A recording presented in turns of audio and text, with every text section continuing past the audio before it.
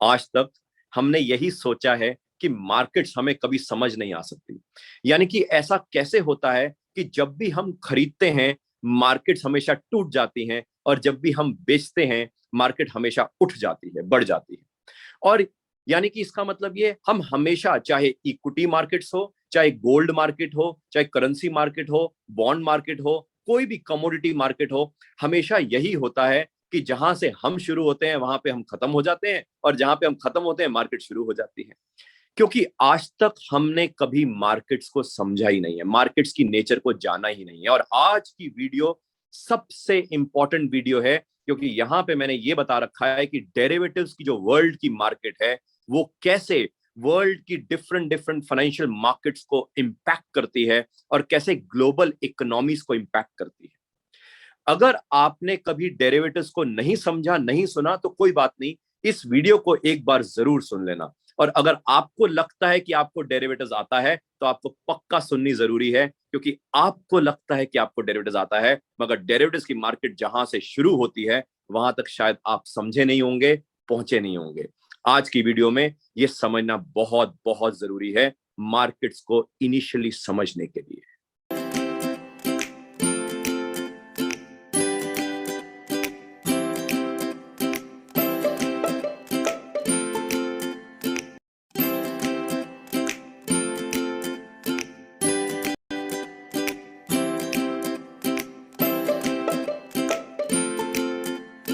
GDP world की 90 trillion dollars है, और डेरिवेटिव्स एक साल में अंदाजन 1500 ट्रिलियन डॉलर्स का होता है। आप में से कई लोग डेरिवेटिव्स नहीं समझते हैं, मैं डेरिवेटिव्स नहीं समझा रहा आज, मगर मैं आपको ये कहना चाहता हूं, डेरिवेटिव्स आप यूं समझ लो, डेरिवेटिव्स का मतलब है एक ऐसा टूल, एक ऐसी मार्केट जिससे हम अपने आप को हेज भी कर सकते हैं और स्पेकुलेट भी कर सकते हैं। यानी कि हेजिंग भी कर सकते हैं और स्पेकुलेशन भी कर सकते हैं। आप कहोगे ये क्या मतलब है, इसको समझाता हूं, मगर पहले कुछ और समझाता हूं, जीडीपी और डेरिवेटिव्स का कोरिलेशन। वर्ल्ड की जीडीपी 90 ट्रिलियन डॉलर्स का मतलब है वर्ल्ड में जितने भी एक साल में गुड्स एंड सर्विसेज बने हैं उनका जो फाइनल वैल्यू है वो 90 ट्रिलियन डॉलर्स था 2021 में। और 2021 में एज पर www.bis.org यानी कि bank for international settlement website आप चेक कर सकते हैं, outstanding derivatives more than 1000 trillion dollars था। 1000 ट्रिलियन डॉलर्स। बीआईएस क्या है? बीआईएस है सारे central banks of the world का सेंट्रल बैंक। आप कहोगे हैं जी, यानी कि हिंदुस्तान के जितने भी बैंक्स हैं उनका सेंट्रल बैंक कौन है? RBI. RBI, people's bank of China, bank of Japan वगैरह वगैरह, जितने भी वर्ल्ड के सेंट्रल बैंक्स हैं उनका सेंट्रल बैंक कौन है? उनका बैंकर्स बैंक कौन है? BIS, bank for international settlement. उसके पास वर्ल्ड से डाटा एक्यूमुलेट होता है, और इतना बड़ा डाटा होता है कि वो पब्लिश हर 3 साल के बाद करता है। आप सोचो, इतना बड़ा डाटा है कि हर साल पब्लिश भी नहीं कर सकता, हर 3 साल के बाद करता है। और हर 3 साल के बाद वो डाटा बताता है कि वर्ल्ड में कितना डेरिवेटिव्स हुआ। और वर्ल्ड में लास्ट जो ट्रेडेड डेरिवेटिव्स की फिगर है एक साल में 1000 ट्रिलियन डॉलर्स है, और एक साल में जीडीपी कितनी है? 90 ट्रिलियन डॉलर्स है। तो इसको थोड़ा कोरिलेट, मैंने डेरिवेटिव्स आपको नहीं समझाया, मगर आप यूं समझ लो एक ऐसी मार्केट है जो सट्टेबाजी से भी चल सकती है, और सट्टेबाजी की बहुत बड़ी मार्केट है, और हेजिंग के लिए भी चल सकती है। मैं एग्जांपल लेके बाद में समझाऊंगा, बट पहले इसको समझते हैं जरा थोड़ा। जीडीपी में 3 सेक्टर है, मैन्युफैक्चरिंग, एग्रीकल्चर, सर्विसेज। जीडीपी हर देश को चलानी, और जीडीपी का मतलब क्या है? फंडामेंटल डाटा, फंडामेंटल एनालिसिस का पार्ट। हालांकि मैंने बताया 99% लोग फंडामेंटल एनालिसिस में क्या करते हैं? फाइनेंशियल स्टेटमेंट एनालिसिस, मगर उनको नहीं पता आईआईपी प्रोडक्शन कितना है, जीडीपी ग्रोथ कितनी है, कोर सेक्टर आउटपुट कितना है, आईएसएम मैन्युफैक्चरिंग कितना है, आईएसएम नॉन मैन्युफैक्चरिंग कितना है, नॉन फार्म पेरोल डाटा कितना है, वगैरह वगैरह। उनको कुछ नहीं पता, वो देखते भी नहीं होंगे, सुनते भी नहीं होंगे। और अगर सुनते होंगे तो पता कब? जब वो डाटा आ चुका होता होगा, तब तक तो मार्केट हिल चुकी, तब तक तो मार्केट ने सब एक्शन जो करना कर दिया, 80% एक्शन कर दिया। तो जितना भी फंडामेंटल डाटा है उसका मतलब है जीडीपी। जीडीपी मतलब वर्ल्ड में जितनी भी गुड्स एंड सर्विसेज प्रोड्यूस हुई, तो कोर सेक्टर आउटपुट वो भी यहीं से आएगा, आईआईपी प्रोडक्शन वो भी यहीं से आएगा, जीडीपी ग्रोथ वो भी यहीं से आएगा, इन्फ्लेशन वो भी यहीं से आएगा। सब डाटा कहां से आएगा? जीडीपी से आएगा। और जीडीपी वर्ल्ड की कितनी है? 90 ट्रिलियन डॉलर। और वर्ल्ड में डेरिवेटिव कितना है? 1000 ट्रिलियन डॉलर से ज्यादा। मतलब जीडीपी बनाने के लिए क्या चाहिए? मैन्युफैक्चरिंग और एग्रीकल्चर सेक्टर में क्या चाहिए? Raw material, commodity. यानी कि मैन्युफैक्चरिंग में कमोडिटी क्या है? Copper, steel, iron. Agriculture sector में क्या है? चना, ज्वार, बाजरा, चीनी। ये जितनी भी कमोडिटीज हैं, सर्विस सेक्टर में ये वाली कमोडिटी है, सर्विस में तो सर्विस है ना, तो कमोडिटी आइडली ह्यूमन है। तो मैन्युफैक्चरिंग सेक्टर, सर्विस सेक्टर और एग्रीकल्चर सेक्टर जो तीनों जीडीपी को कंट्रीब्यूट करते हैं, तो उसमें से मैन्युफैक्चरिंग और एग्रीकल्चर सेक्टर में जो इनपुट है ना, रॉ मटेरियल जो है ना, वो कमोडिटी है। और कमोडिटी के अगर प्राइसेस हिलेंगे तो बट ऑब्वियस है एग्रीकल्चर और मैन्युफैक्चर सेक्टर हिल जाएगा। यानी अगर इनके प्राइसेस हिला दूं तो मैन्युफैक्चरिंग सेक्टर हिल जाएगा, ऑटो सेक्टर हिल जाएगा, स्टील सेक्टर हिल जाएगा, सीमेंट हिल जाएगा, वगैरह वगैरह। अगर मैं कॉपर, आयरन, स्टील को हिला दूं, अगर मैं ज्वार, बाजरा, चीनी को हिला दूं, तो भाई साहब पूरा एग्रीकल्चर हिल जाएगा। यानी कि कमोडिटी प्राइसेस की हिलावट, यानी कमोडिटी प्राइसेस की वॉलेटिलिटी, यानी कि कमोडिटी प्राइसेस की price movements impacts the GDP, impacts the manufacturing sector, impacts the agriculture sector. और पता है क्या? ये जो कमोडिटी प्राइसेस जो हिल रही है ना, ये डिमांड सप्लाई से नहीं हिल रही। ये डिमांड सप्लाई से ऊपर जो मार्केट्स हैं, वो मार्केट्स क्यों हिल रही हैं? क्योंकि कमोडिटी डेरिवेटिव्स होता है, सट्टेबाजी होती है स्टील के ऊपर, चीनी के ऊपर, चना के ऊपर, ज्वार के ऊपर। लीगल है। Commodity derivatives is legal market across the globe world. तो यानी कि कमोडिटी डेरिवेटिव्स मार्केट, यानी कि कमोडिटीज के ऊपर सट्टेबाजी की market, impacts the commodity prices, and in turn commodity prices impacts the actual GDP of the world, impacts the manufacturing and the agriculture sector of the world. Wow. तो जो आदमी GDP पढ़ता हुआ सेक्टर में, शेयर में लगाना चाहता है, या जीडीपी पढ़ रहा है, कोर सेक्टर आउटपुट पढ़ रहा है, मगर उसको कमोडिटी प्राइसेस, कमोडिटी मार्केट नहीं समझ आती, उसको क्या समझ आता होगा यार फंडामेंटल। और मैंने बताया 99% लोग फंडामेंटल एनालिसिस में सिर्फ फाइनेंशियल स्टेटमेंट एनालिसिस करते हैं। मारुति सुजुकी की बैलेंस शीट देखी है मैंने, टाटा मोटर्स की फाइनेंशियल देखे मैंने, और भाई टाटा मोटर्स का इनपुट जो कमोडिटी है उसकी प्राइसेस देखे कभी ना? उसके हिलते हुए प्राइसेस देखे कभी? स्टील, आयरन, कॉपर कैसे हिलते हैं ना? ये पता है कि कौन से देश में स्टील, आयरन, कॉपर पैदा होता है, कहां से निकलता है, कैसे हिलते हैं ना? ये पता है कि उसके ऊपर डेरिवेटिव्स कितना होता है, कितना वॉल्यूम है ना? तो भाई फिर कैसे? बहुत मुश्किल है। फिर ये जो कमोडिटीज है ना, इसको फिनिश गुड बनाने के लिए क्या चाहिए? इसको फिनिश गुड बनाने के लिए लोन चाहिए, लोन। अब सोचो, ये सारी कंपनीज कहां से लोन लेंगी? बैंक से लेंगी या शेयर मार्केट से लेंगी। मगर हिंदुस्तान में जो मनी का जो सप्लाई है वो किसके हाथ में? आरबीआई के हाथ में। आरबीआई के पास मनी सप्लाई है अपना। और आजकल के ग्लोबलाइज्ड वर्ल्ड में मैंने अभी बताया, अगर आरबीआई को पैसे की जरूरत पड़ जाए तो कहां जाएगा? Bank for international settlement, bankers bank के पास जाएगा। तो इसका मतलब ये, जितने भी वर्ल्ड में इंटरेस्ट रेट्स हैं, लाइबॉर्स या इंडिया का माईबॉर, माईफॉर, ओआईएस वगैरह वगैरह, ये सब इंटरेस्ट रेट्स इंपैक्ट करते हैं उसके एक्चुअल लोन का इंटरेस्ट रेट। यानी कि एक्चुअल लोन जो टाटा मोटर्स और मारुति ने लिया, उसका लोन का जो इंटरेस्ट रेट हिलेगा ना, वो उसका कॉस्ट ऑफ कैपिटल हिला देगा। और कॉस्ट ऑफ कैपिटल हम पढ़ते हैं फाइनेंशियल मैनेजमेंट में, cost of capital, weighted average cost of capital. भाई किससे हिला? इंटरेस्ट रेट मार्केट से हिलता है। देखिए कभी? नहीं। बॉन्ड मार्केट देखिए कभी? नहीं, पढ़ाई नहीं जाती, मैंने बताया ना। और इंटरेस्ट रेट मार्केट कौन हिलाता है? इंटरेस्ट रेट डेरिवेटिव्स, वो तो देखा ही नहीं है कभी। यानी कि interest rate derivatives impact the interest rate markets and interest rate markets impact the actual financials of those economy, actual financials of those industries, whether it is services, manufacturing or agriculture. और ये सारा internationally जो loan है, जो interest rate जो मैं बात कर रहा हूं, ये सारा लोन भी इंटरनेशनली किस में होगा? करेंसी में, डॉलर, यूरो, पाउंड, येन। तो इसका मतलब क्या? आजकल तो बड़ी बड़ी कंपनीज डॉलर लोन लेती हैं, एफसीसीबीज, ईसीबीज, वर्ल्ड में सस्ती कंट्री से करेंसी फ्लो करती है इंडिया में, कैरी ट्रेड बोलते हैं उसको। रुपी डेप्रिशिएट होता है, एप्रिशिएट होता है, करेंसी हिलती है, हमारा बैलेंस ऑफ ट्रेड हिल जाता है, बैलेंस ऑफ पेमेंट हिल जाता है, करंट अकाउंट हिल जाता है, भाई हिंदुस्तान हिल जाता है, सारी इंडस्ट्रीज हिल जाती हैं। यानी कि ये सब कुछ हिल जाता है, मगर वो जो आदमी है ना, जो फंडामेंटल एनालिसिस कर रहा है, उसको नहीं समझ आता है कि भाई इतना कुछ हिल रहा है। उसको करेंसी मार्केट ही नहीं पता कभी।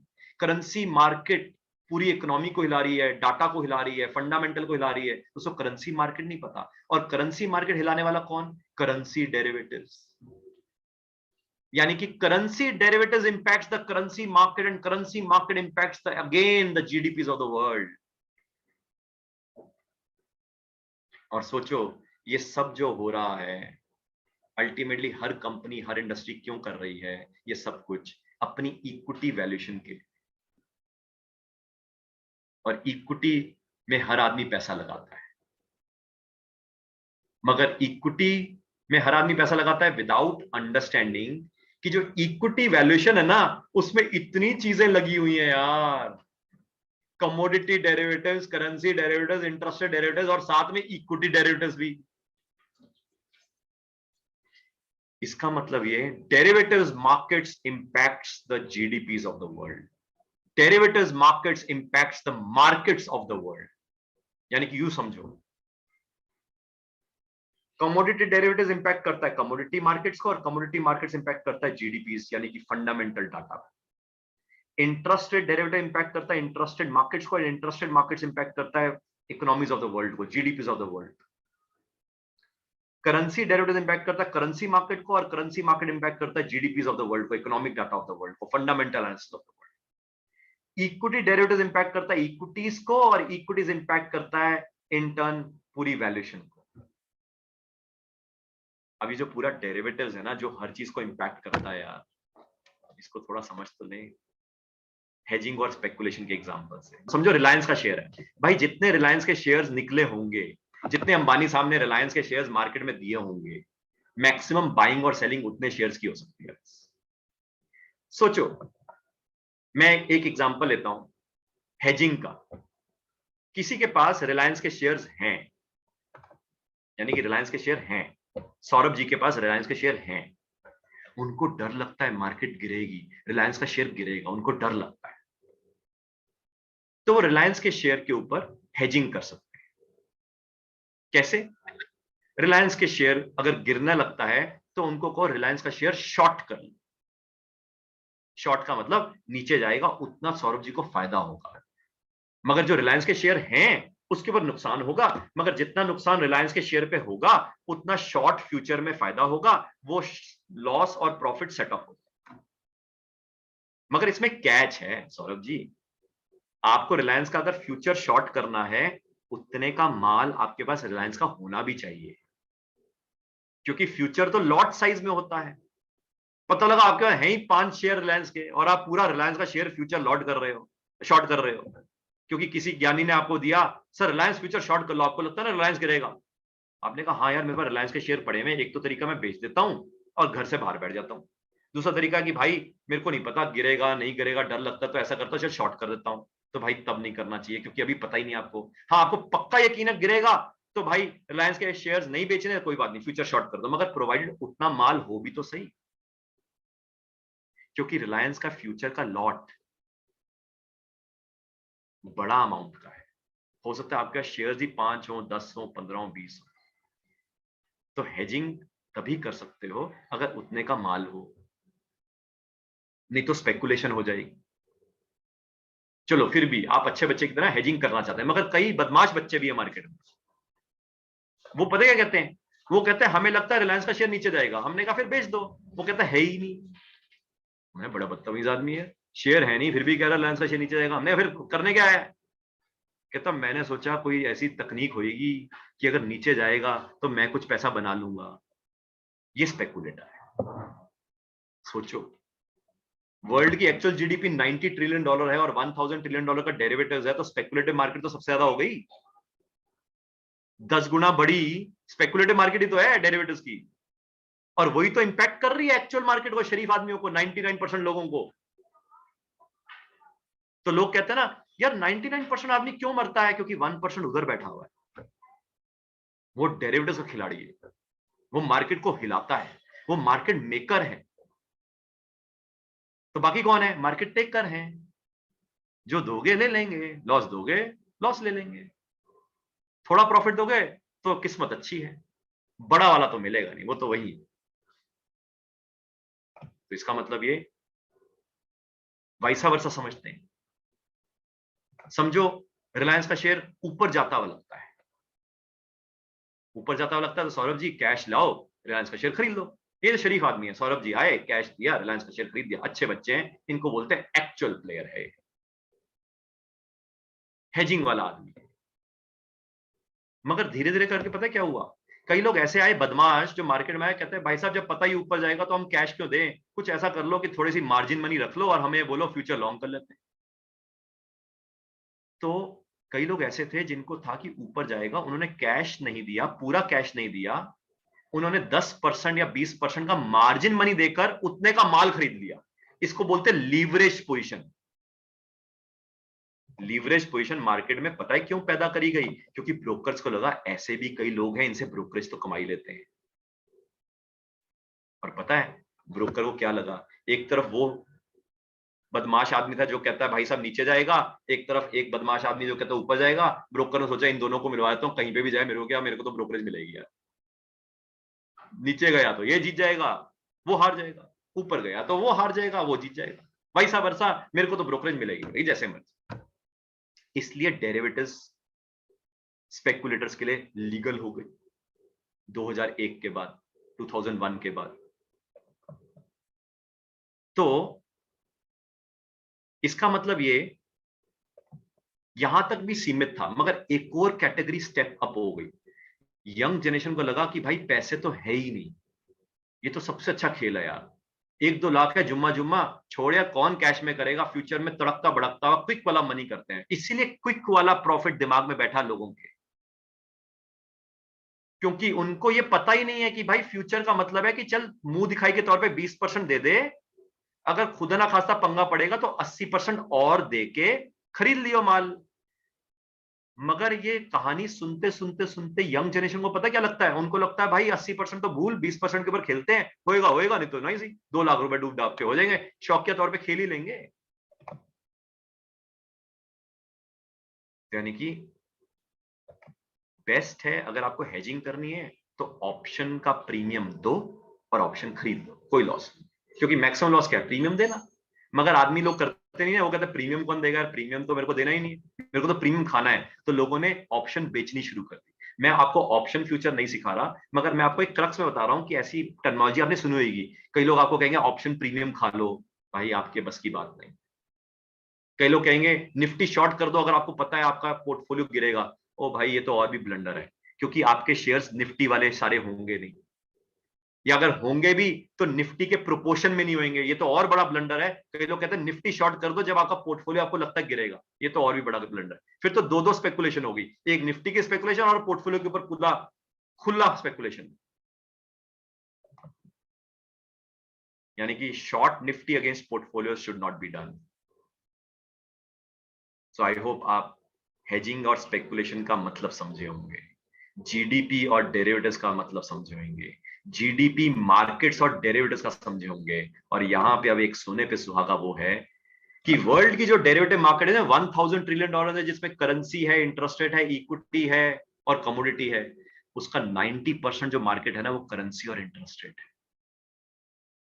यानी कि डेरिवेटिव्स का 90% मार्केट करेंसी और इंटरेस्ट रेट है।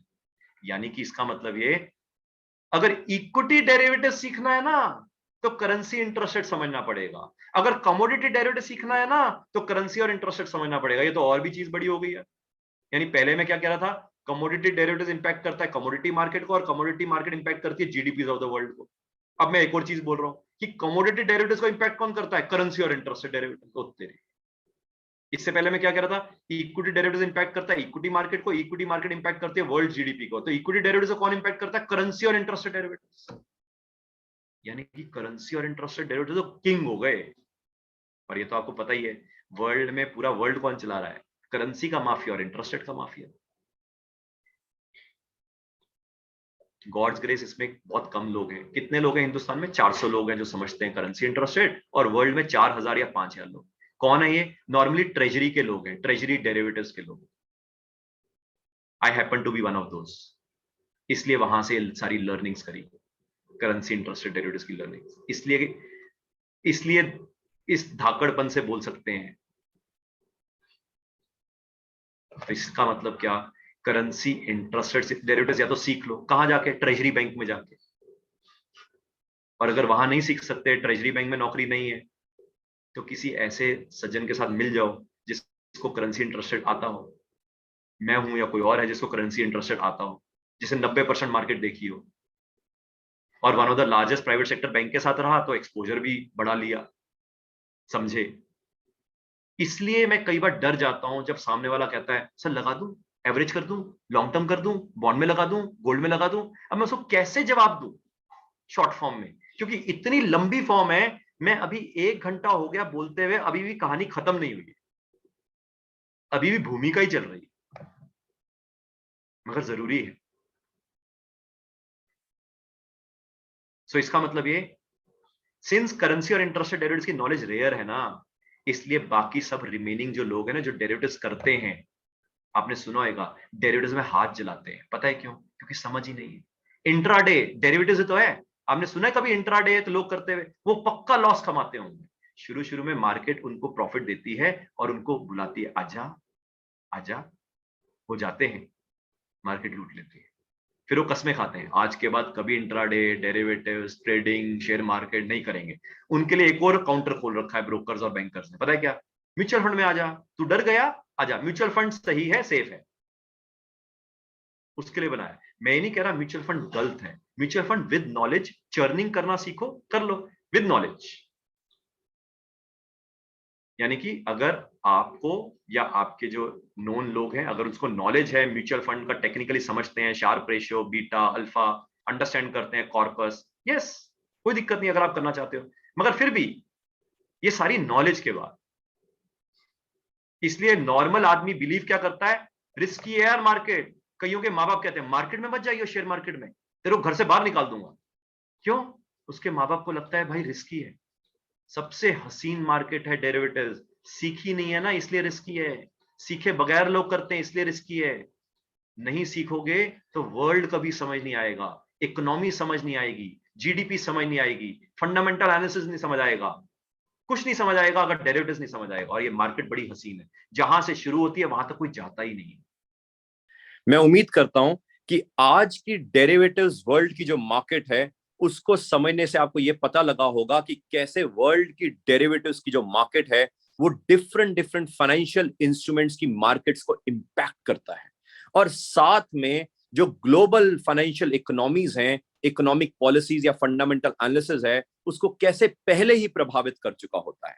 और इसलिए मैं हमेशा कहता हूं कि कई लोग जो ये मानते हैं कि वो फंडामेंटल एनालिसिस जानते हैं, बिना डेरिवेटिव्स के फंडामेंटल एनालिसिस हो नहीं सकता। और एक बार डेरिवेटिव समझ लोगे तो आपको समझ आ जाएगा कि फंडामेंटल एनालिसिस हमेशा आखिर में होता है। और इसीलिए नॉर्मली फंडामेंटल एनालिसिस वाले लोग लॉन्ग टर्म का एक्सक्यूज देते हैं और एवरेजिंग एवरेजिंग करने का बहाना ढूंढते हैं।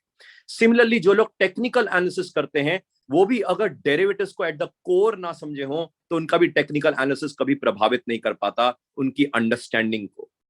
ये जो सीरीज है मिथ्स, मिसकंसेप्शंस एंड जो मिस्टेक्स है, जिसको फाइनेंशियल प्लानिंग और पोर्टफोलियो बिल्डिंग में हम समझाने की कोशिश कर रहे हैं, इसमें कोशिश ये है कि क्या क्या गलतियां जो हम करते आए हैं बचपन से वो ना करें। हालांकि हमारे जितने भी वेल विशर्स होते हैं इंक्लूडिंग पेरेंट्स, वो हमेशा वो चीजें बताते हैं कि क्या नहीं करना, क्योंकि उनको ये लगता है कि क्या करना है और कैसे करना है वो जिंदगी में हम खुद सीख जाएंगे, जान जाएंगे।